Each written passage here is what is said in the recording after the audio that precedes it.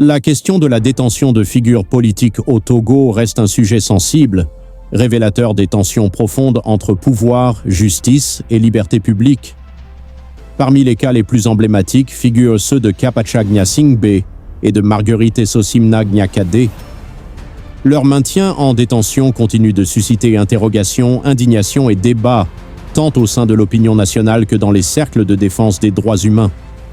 Ce dossier s'inscrit dans un contexte politique togolais marqué par une longue continuité du pouvoir, des réformes institutionnelles contestées et une justice souvent accusée d'être instrumentalisée. Comprendre les enjeux autour de ces deux personnalités nécessite une analyse approfondie de leur parcours, des circonstances de leurs arrestations, du cadre juridique de leur détention et des implications politiques et sociales qui en découlent.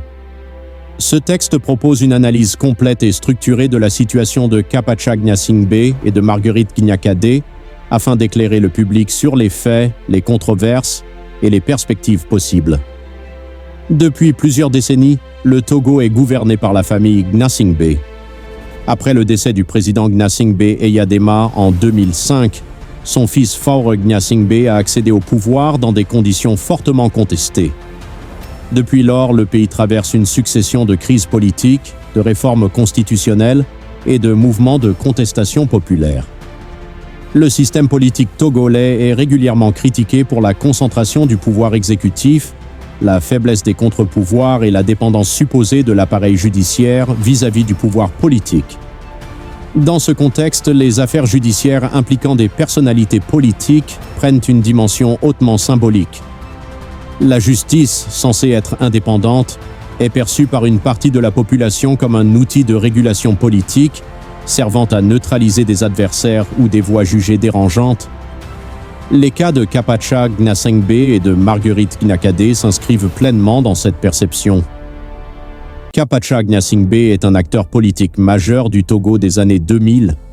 Demi-frère de Faure Gnassingbé, il a occupé des fonctions ministérielles importantes, notamment au sein de l'appareil sécuritaire.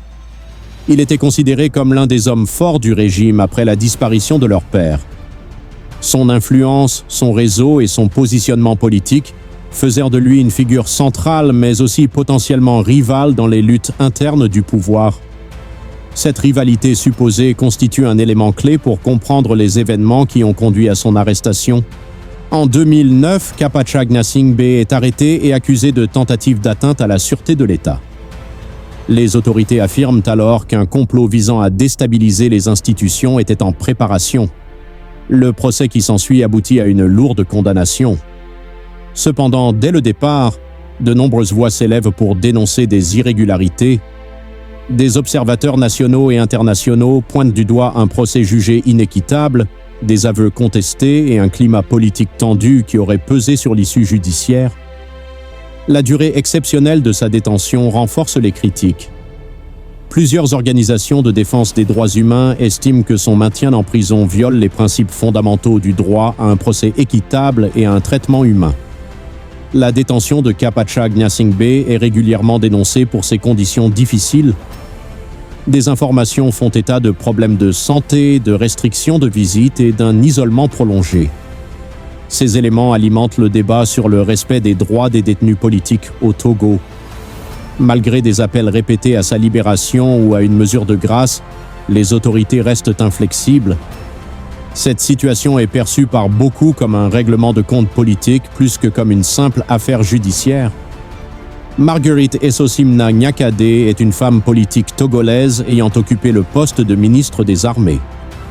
Issue du même cercle familial élargi que le président, elle a longtemps été considérée comme une fidèle du régime. Toutefois, son positionnement a évolué.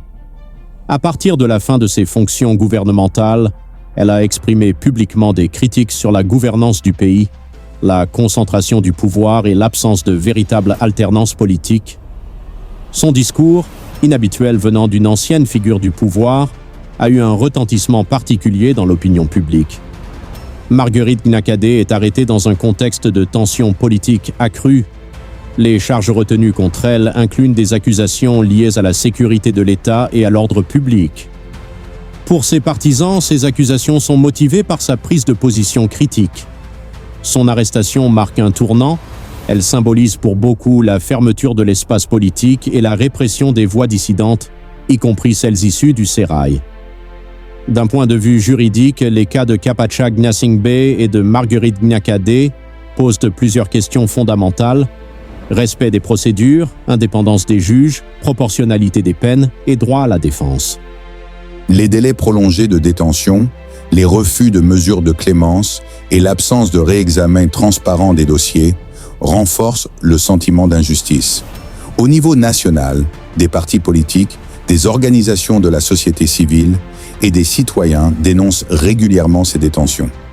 Les réseaux sociaux jouent un rôle important dans la diffusion des informations et des mobilisations. Sur le plan international, des ONG et des observateurs expriment leurs préoccupations, appelant au respect des droits humains et à des réformes judiciaires. Le maintien en détention de ces deux personnalités dépasse leur cas individuel. Il pose la question de la gestion du pouvoir, des dissensions internes et de la capacité du régime à tolérer la critique. Pour une partie de la population, ces affaires sont le symbole d'un système politique fermé, où la justice sert à dissuader toute contestation. Plusieurs scénarios sont envisagés: une libération sous pression nationale ou internationale, une grâce présidentielle ou le maintien du statu quo. Chaque option comporte des conséquences politiques importantes. Une libération pourrait être interprétée comme un geste d'apaisement, tandis que le maintien en détention risque d'alimenter davantage les frustrations et les tensions. Les détentions de Capacha Gnassingbé et de Marguerite Essosimna Gnaquadé constituent l'un des dossiers les plus sensibles de la vie politique togolaise contemporaine. Elles interrogent le fonctionnement de la justice, la nature du pouvoir et l'avenir démocratique du pays. Au-delà des personnes concernées, c'est l'image de l'état de droit au Togo qui est en jeu. Une résolution équitable et transparente de ces affaires pourrait ouvrir la voie à une réconciliation nationale et à un renforcement de la confiance entre gouvernants et gouvernés.